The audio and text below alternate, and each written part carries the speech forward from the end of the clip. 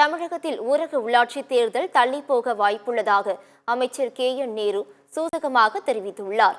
திருவள்ளூரில் நிறுவப்பட்டுள்ள கருணாநிதி சிலையை அமைச்சர்கள் KN நேரு, R. காந்தி ஆகியோர் திறந்து வைத்தனர். பின்னர் செய்தியாளர்களிடம் பேசிய அமைச்சர் KN நேரு, நகராட்சியோடு கிராமங்களை இணைப்பதற்காக IAS அதிகாரி தலைமையில் குழு அமைக்கப்பட்டு எந்த கிராமத்தை எந்த நகராட்சியுடன் இணைக்க வேண்டும் என்ற பணிகள் நடைபெற்று வருவதாக தெரிவித்தார். இந்த ஊராட்சிகளை நகராட்சிகளோடு இணைக்கும் பணி முடிவடையும் காலக்கெடுவை பொறுத்து ஊரக உள்ளாட்சி தேர்தல் அறிவிக்க வாய்ப்பு உள்ளதாக அவர் கூறினார்.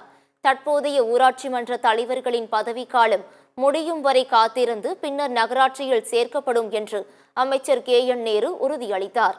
கிராம மக்களின் அனுமதி பெற்று ஊராட்சிகளை நகராட்சியோடு இணைக்கும் பணி நடைபெறும் என்று கூறிய அமைச்சர், ஊராட்சி மக்களின் 100 நாள் வேலையை கெடுக்கும் நோக்கம் தமிழக அரசுக்கு இல்லை என்றும் அடிப்படை தேவைகளை பூர்த்தி செய்யவே ஊராட்சிகளை நகராட்சிகளோடு இணைப்பதற்கான காரணம் என தெரிவித்தார்.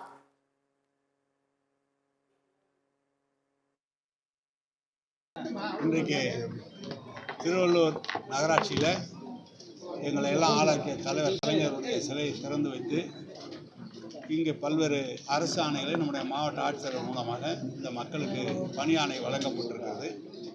பல்வேறு ஊராட்சிகள் பிரிக்கப்பட வேண்டியிருக்கிறது.